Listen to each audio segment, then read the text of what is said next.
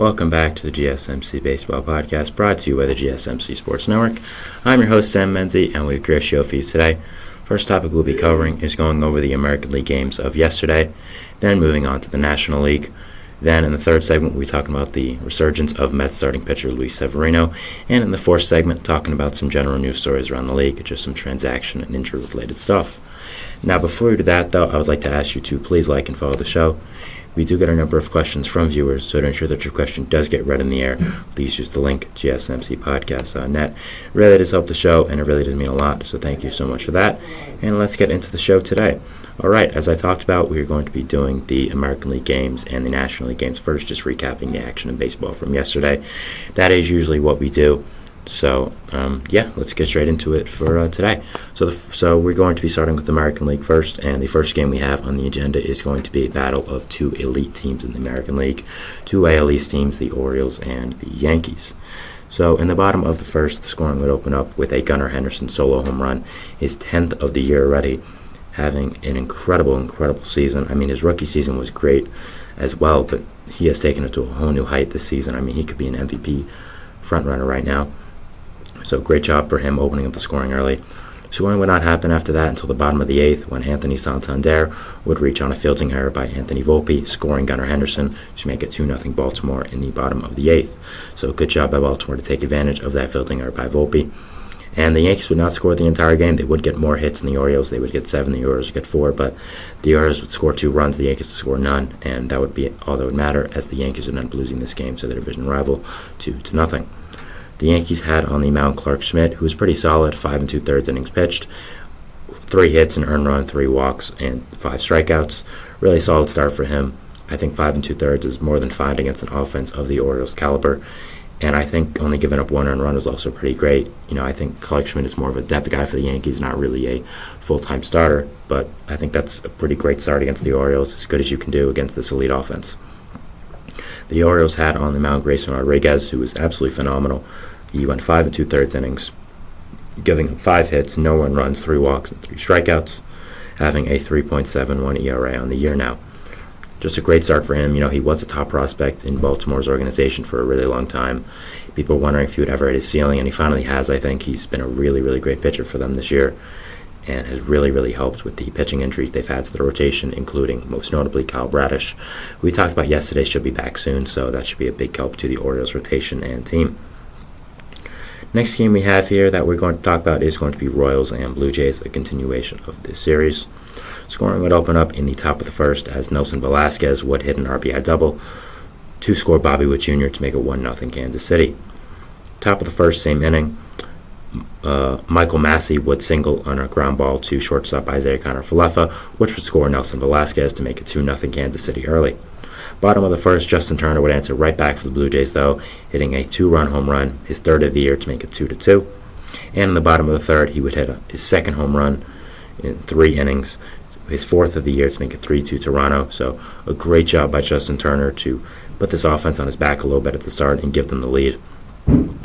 After that, Danny Jansen in the same inning would hit a solo home run as well, his 2nd of the year, to make it 4-2 Toronto. Top of the third, the Royals would attempt to come back with a Cal Isbell RBI single to make it 4-3 in the top of the 4th.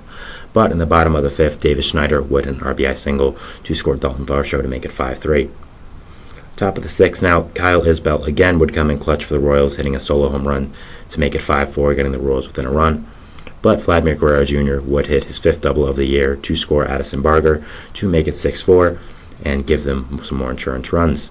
Top of the 8th, again, the Royals would not go down without a fight with a Freddie Fermin solo home run, his 1st of the year. He was a top prospect, but hadn't had the best year so far.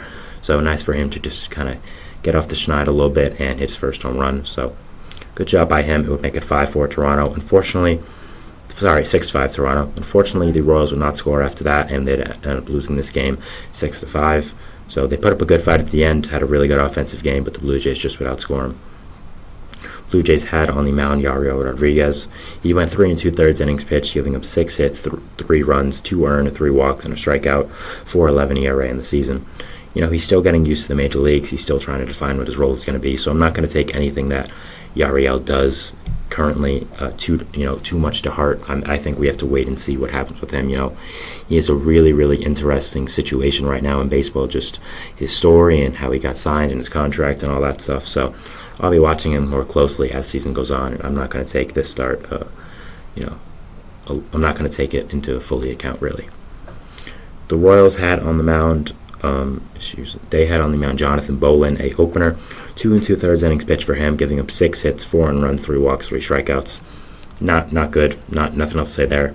Was not good. Justin Turner really killed him. So, yeah, not a good start there. So good win for the Blue Jays. Kind of been struggling this year, and nice job to beat an opponent who has been really, really good this year in the Kansas City Royals.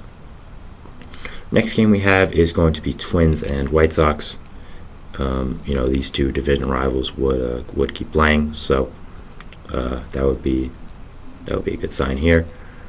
Sorry, my Wi-Fi has gone out a little bit, so I'm trying to get my notes up, but they're not. It's not coming up, so that's kind of unfortunate. Let me try a different way. I apologize about this, but continue with just going off. Just giving a little recap of the White Sox and Twins series so far. The Twins have beaten them a lot, and they've they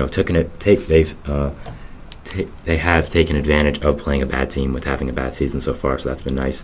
Here we go. The Wi-Fi is back. So in the bottom of the first, Andrew Vaughn would an RBI double to score Nicky Lopez to make it 1-0 Chicago. Then Eloy Jimenez would ground into a double play in the bottom of the first, but he would end up scoring Andrew Vaughn to make it 2-0. So unfortunate situation there, but still would end up getting a run, which was good. Top of the second, Carlos Santana would answer right back for the Twins, though, with a 2-run home run, scoring Manuel Margot to make it 2-2. And in the top of the ninth, Max Kepler would hit an RBI single to make it 3-2 Minnesota, coming in clutch at the end of the game and would end up winning it for the Twins. Again, just a really great job by the Twins to come back, and things look like they were getting rough for the season, but they're not 15-13. They're getting hot. Their bats are finally performing. They just got Carlos Correa back from the IL, so lots going their way right now, and if I'm a Twins fan, I'd be really happy. The Twins had on the mound Joe Ryan. He went 6 innings pitched, 6 hits, 2 earned runs, 1 walk, 3 strikeouts, and a 3.38 ERA on the season. Just a really great start there. The White Sox had on the mound Garrett Crochet, 5 innings pitched, 2 hits, 2 earned runs, a walk, and 7 strikeouts. Hasn't had the best season so far, but that was a really solid start there against a really good opponent, so I'm not complaining there if I'm a White Sox fan. Next game we have is a quick one, Rays and Brewers. Top of the first, the Rays would score with an Isaac Paredes grounding into a double play, which would end up scoring Yandy Diaz to make it 1-0 Tampa, and that would be the entire scoring of the game. 1-0 Tampa Bay. They would get 6 hits the entire game, 3 hits from Milwaukee, and that is how they would end up winning. So, quick one there, but nice job by the Rays, I guess. As they've had a rough week getting swept by the White Sox, but beating a good team in the Brewers, I think that's something that you can feel really proud of. The Rays had on the mound Ryan Pepio, who went 6 innings pitched, 2 hits, no earned runs, no walks, 7 strikeouts. I've said multiple times how high I am on this kid. I thought it was a great job by the Rays to get him back in the Glasnow trade, and he has not proven me wrong. He's been a really, really great pitcher for them, and with all the injuries they've had, he's come in really, really clutch and done his thing. The Brewers had on the mound Bryce Wilson. He went 6 innings pitched, 4 hits, an earned run, 2 walks, and 6 strikeouts, 3 ERA in the season. Really solid start there. With the pitching injuries the Brewers have had, I think Bryce Wilson has been a good arm to rely on and just been really, really solid. So props to him and a good job there. Next game we have is going to be Angels and Phillies, 2 red teams, their main colors. So that's something, I guess. Scoring would open up in the top of the first with an Alec Boehm RBI single to make it 2-0 Philly, and a Brandon Marsh sacrifice fly would make it 3-0. Good job by Marsh to score a run against his former team. I'm sure that felt good, a team that traded him away. Bottom of the first, Joe Adell with his 4th home run of the year to make it 3-1. Adell has been really, really great this year so far. I mean, obviously we know he was a former top prospect in baseball, was a guy that was mentioned all the way back as being a centerpiece of the Mookie Betts trades when he was getting traded from Boston. That's how good he has been. So it's nice that he's finally breaking out. We'll see if this is legit, but if it is, oh boy, do the Angels have another great piece of that lineup. Bottom of the second, Ari Adrianza would hit an RBI single to score Luis Rengifo to make it 3-2. But unfortunately, in the top of the 5th for the Angels, Kyle Schwarber would score on a disengagement violation. and would make it 4-2. So an unfortunate situation there for the Angels. That is how the Phillies would get that run. Bottom of the sixth, though, Logan O'Hoppe would an RBI groundout to make it 4-3. Nice job for him getting an RBI against his former organization. Obviously, Marsh and O'Hoppe were traded for each other, so it was nice seeing both of those guys doing pretty well.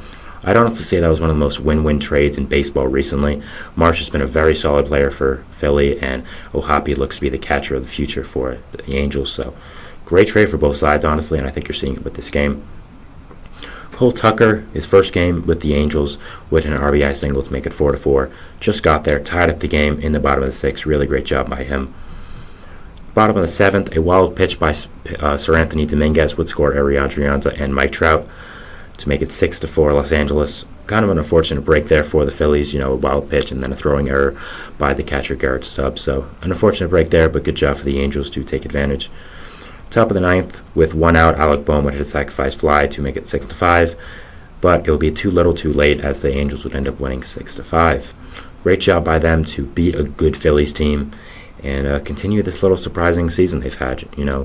They are 11-18, but I think there has been a lot of flashes about them, and especially Mike Trout. So hopefully they can get that record better, and Mike Trout can finally be on a winning team, but it feels like it's unlikely. The Angels had on the mound Griffin Canning. He went 5 innings pitched, 3 hits, 4 runs, 5 walks, and a strikeout. Not the start you want to see there. Just has not had a great season so far, and that start is not making it any better. The Phillies had on the mound Christopher Sanchez. He went 5 innings pitched, 7 hits, 4 runs, 2 walks, and a strikeout. Just an okay start there, nothing really too crazy. So, that's kind of it. Next game we have here is going to be A's and Pirates. Scoring would open up here in the top of the first with a wild pitch by Joe Boyle to score Brian Hayes to make it 1-0 Pittsburgh. Bottom of the first, though, Tyler Nevin would answer back for the A's, hitting his third home run as an A to make it 1-1, and after that it will be all Oakland. Bottom of the fourth, Shea Langoliers would hit a sacrifice fly to make it 2-1. Then a Max Schumann also would hit a sacrifice fly to make it 3-1. And Esther Ruiz RBI double would make it 4-1, and a Tyler Nevin sacrifice fly would make it 5-1 Oakland, as they would end up winning their 4th game in 5. 13-17 now. Is that a good record? No, but we all expected them to be one of the worst teams in baseball history, and they've been pretty decent so far. So I'd say that's something that is pretty surprising and something to watch. Do I think the A's are going to make the playoffs? No. Do I think they're going to do good at all? No. But you look at where we had them projected to start the year, this is pretty great. The Pirates had on the mound Bailey Falter, who went 5 innings pitched, 6 hits, 5 runs, no walks, 5 strikeouts. Not a good start there, especially against the A's offense. Not what you want to see. The A's had on the mound Joe Boyle, who went 5 innings pitched, a hit, an earned run, 4 walks, 4 strikeouts. Hasn't had the best season so far, but I still think he is a really good player, and I think that he's going to be a big part of the A's team if they do end up doing something this year and they end up kind of outperforming expectations, I'd say. So we'll have to see about that, but I think that would be something interesting to watch and something to see as the season does go on. All right, so that was the end of our first segment here, talking about the American League games of yesterday and just recapping the action that came with that.